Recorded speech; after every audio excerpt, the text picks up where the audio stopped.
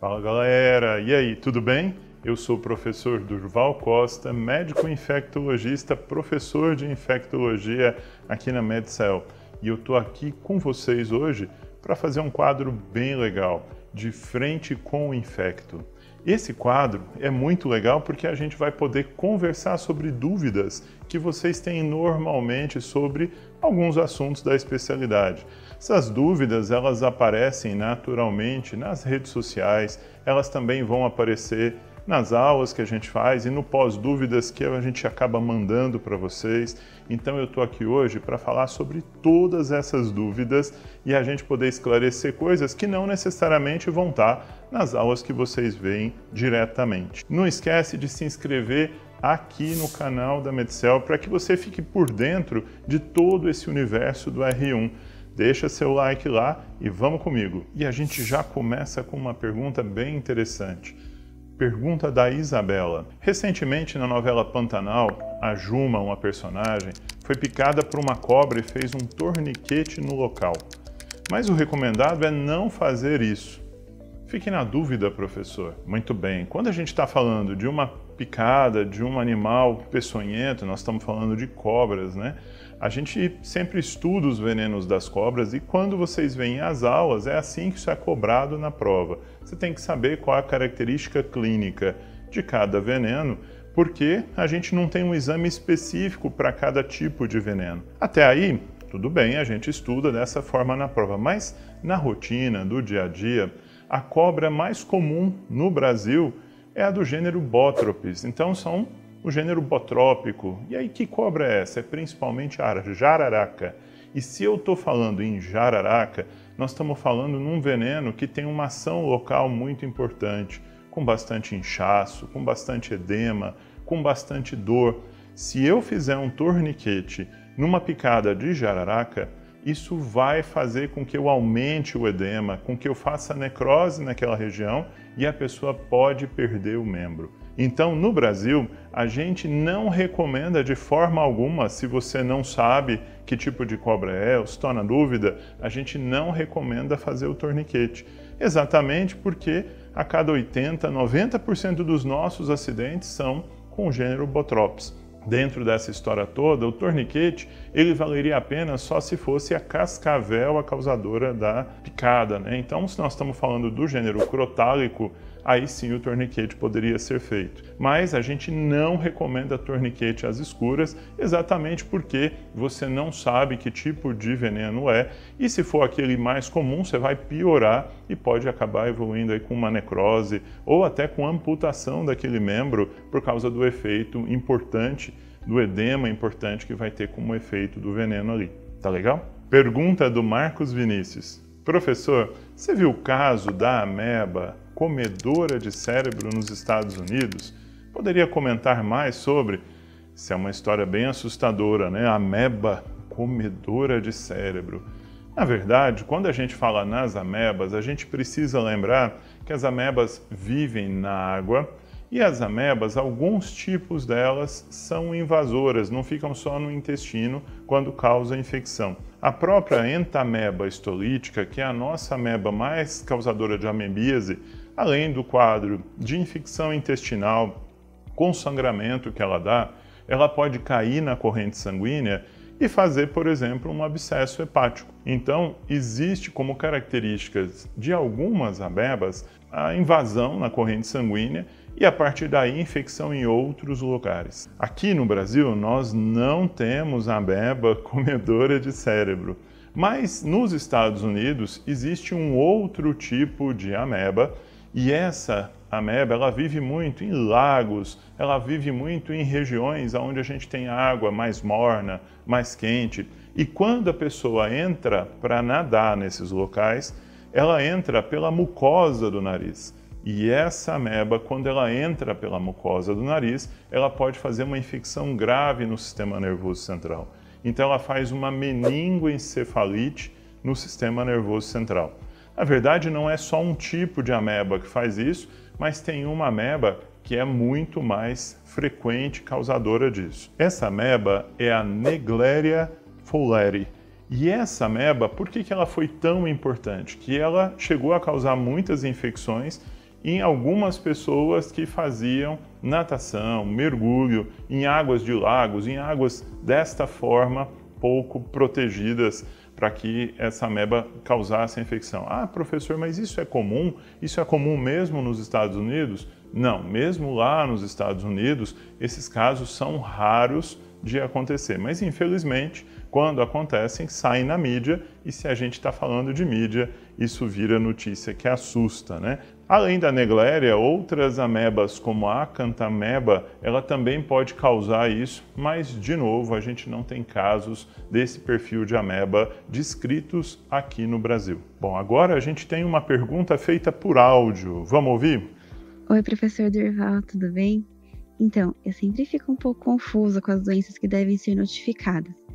Tem alguma dica aí para ajudar a gente a decorar para a prova de R1? Muito obrigada. Muito bem, essa pergunta ela é bem interessante. São as doenças de notificação compulsória, as doenças que precisam ser notificadas. E aí já vem uma primeira coisa que é importante eu lembrar. Doenças de notificação compulsória geralmente são os assuntos e estão relacionados à saúde coletiva, não à infectologia diretamente. Por quê? Porque as doenças de notificação compulsória elas fazem parte de um conjunto de vigilância epidemiológica que acaba sendo feito, acaba sendo citado pelos professores da epidemia, da saúde coletiva. Muito aluno acha que isso tem diretamente relação com a infectologia porque a gente tem muitas doenças infecciosas. Quer ver exemplos? A meningite, por exemplo, meningite por Neisseria meningitidis é uma doença de notificação compulsória. O Covid é uma doença de notificação compulsória. O tétano, a raiva, mas existem situações que não são doenças infecciosas e que são de notificação compulsória, como, por exemplo, os acidentes de trabalho, como, por exemplo, as mortes em crianças ou na mãe no puerpério, como, por exemplo, a violência associada a algumas situações. Então, mesmo não sendo de doenças transmissíveis infecciosamente, essas situações elas têm que ter notificação compulsória. O que você tem que saber sobre isso? Como que você tem que estudar isso? Primeiro, você tem que estar sempre antenado ao site do Ministério da Saúde, ao gov.br, porque ano a ano o governo ele faz mudanças nessas doenças e o exemplo muito recente aí foi o Covid, que entrou dentro de uma notificação para síndrome respiratória aguda grave. Mas, além disso, é importante entender que a gente tem dois perfis de doença. A gente tem aquela doença que tem que ter uma notificação na urgência, imediata, e ela precisa ser feita dentro das primeiras 24 horas, e a gente tem as doenças que têm notificações semanais. Então, eu posso fazer até dentro do período de uma semana. Hoje, a gente tem muito mais doenças de notificação imediata do que as semanais, mas quando você for prestar atenção e for ler essa lista, sempre presta atenção que, quanto maior a gravidade, ou para uma disseminação da doença, ou para uma mortalidade, maior vai ser a urgência em notificar. E quando eu estou pensando numa situação onde eu consigo controlar os casos de uma maneira mais efetiva, eu não vou ter essa urgência nas 24 horas iniciais para notificar. Combinado? Pergunta da Mariela. Pensando numa UBS, todo paciente HIV sem outra co-infecção e com CD4 acima de 350 precisa ter um acompanhamento por infectologista?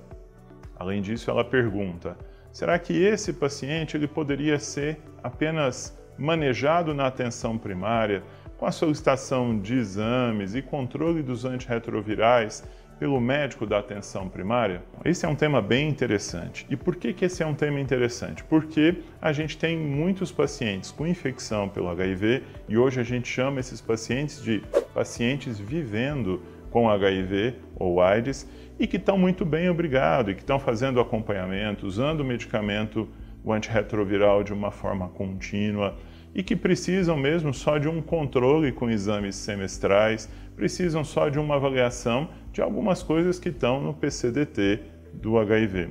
Muitas cidades pelo Brasil, pela dificuldade em ter infectologista, deixam esse paciente com a atenção primária. Então não é errado que esse paciente fique na atenção primária, desde que ele esteja controlado, desde que ele esteja com um antirretroviral em uso diário, sem problemas de controle do ponto de vista da replicação viral. Esse paciente ele pode sim ser acompanhado por um clínico, desde que ele não tenha complicações. E nesse caso, o infectologista ele ficaria como uma retaguarda para situações onde eu tenha que mexer em medicações, onde eu tenha complicações relacionadas à infecção pelo HIV. Isso não vale para aquele paciente que já começa a história do HIV com um monte de doença oportunista. Esse paciente ele precisa de um carinho maior. Isso também não vale para aquele paciente que já é um resgate, que precisa de uma adesão maior, de um cuidado com uma equipe multi muito mais intensa e com o especialista ali próximo. Mas sim, Mariela, respondendo a sua pergunta, isso poderia ser feito para pacientes que estivessem com controle do HIV de uma maneira geral, e já é assim feito em várias cidades do Brasil, exatamente por conta dessa dificuldade no número de infectologistas e dada a grande demanda, a grande quantidade de pacientes vivendo com HIV/AIDS. Olha só a pergunta da Natália Lima. Imunoprofilaxias no HIV. Em quais níveis de CD4 a gente deve fazer cada uma e quais drogas a gente deve usar? Além disso, ela faz duas outras perguntas aí. Manejo das hepatites B e C e, por último, hanseníase, reação tipo 1 e tipo 2. Primeiro, vamos falar um pouquinho da profilaxia no HIV. Se eu estou falando de profilaxia no HIV, é importante que você entenda o que quer dizer isso. Como o paciente vivendo com HIV/AIDS ele tem baixa imunidade, se ele está com baixa imunidade e eu não fizer nada, eu posso ter doença oportunista. Mesmo que esse paciente comece a tomar remédio para tratar o HIV, o antirretroviral, demora um tempo até que essa imunidade aumente, demora um tempo até que o CD4 aumente. Dentro dessa história, se eu deixar ele só com antirretroviral e eu não fizer mais nada, esse paciente pode fazer doença oportunista, mesmo em tratamento com antirretroviral. Então, por isso, a gente faz as profilaxias e a gente divide as profilaxias em dois tipos. A profilaxia que a gente chama de primária e a secundária. A primária é aquele paciente que nunca teve nada, nunca teve doença oportunista, mas tem um CD4 abaixo de 200. Então, 200 é um número mágico para a gente prestar atenção. O que isso quer dizer? As doenças mais comuns oportunistas aí são a pneumocistose e a toxoplasmose, como as que mais frequentemente causam problemas. Então, um paciente que tem CD4 abaixo de 200, a gente já inicia a profilaxia com sulfametoxazol trimetropin. A gente pode deixar 3 vezes por semana, se for um CD4 entre 100 e 200, ou a gente pode deixar todos os dias, se for um CD4 abaixo de 100. Lembrando que abaixo de 100 eu ainda protejo com sulfatrimetropin da toxoplasmose, que causa um monte de problema aí quando faz reativação do sistema nervoso central. Isso é a profilaxia primária. Lembrando ainda que se o CD4 for abaixo de 50, for bem baixinho, entra um remedinho a mais na profilaxia primária, que é um macrolídeo, ou a azitromicina ou a claritromicina, para diminuir a chance e o risco desse paciente fazer micobacterioses atípicas. Já na profilaxia secundária, a gente está falando de um paciente que já teve uma doença oportunista e eu não quero que ele reative essa doença até que a imunidade aumenta.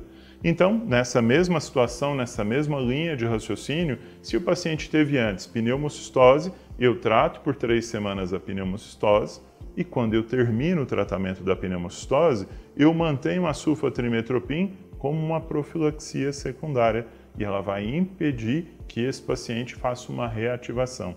Então a gente faz sulfatrimetropin como profilaxia secundária para toxo, para pneumocistose, mas a gente usa em outras situações também outros medicamentos.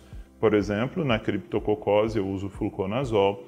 Eu também faço os macrolídeos nas micobacterioses atípicas até que a imunidade aumente. Então a profilaxia secundária ela tem muito mais opções de uso de medicações, dependendo de qual foi a infecção oportunista que o paciente teve.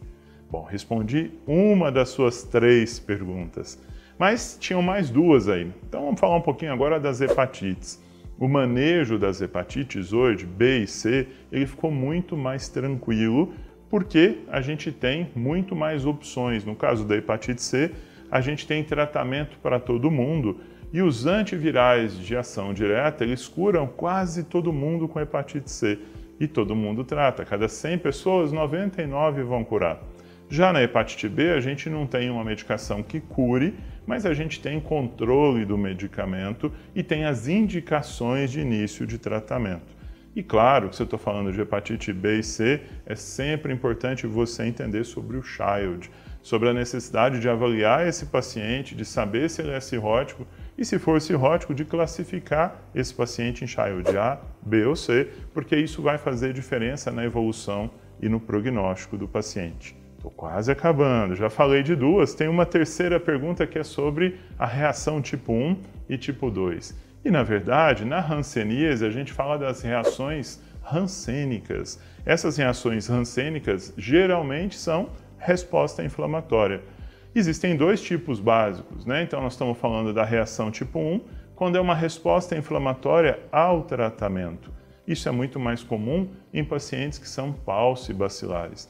E a reação tipo 2 é uma resposta inflamatória que pode acontecer antes, durante ou final do tratamento, mas aí por uma razão diferente. A gente está falando de multibacilares, de pacientes que não têm resposta celular, e nessa situação é muito ruim a resposta celular, o corpo fica tentando fazer inflamação para melhorar. Isso é importante, isso cai muito em prova e tem que saber. Bom, não dá para falar de tudo isso aqui, né?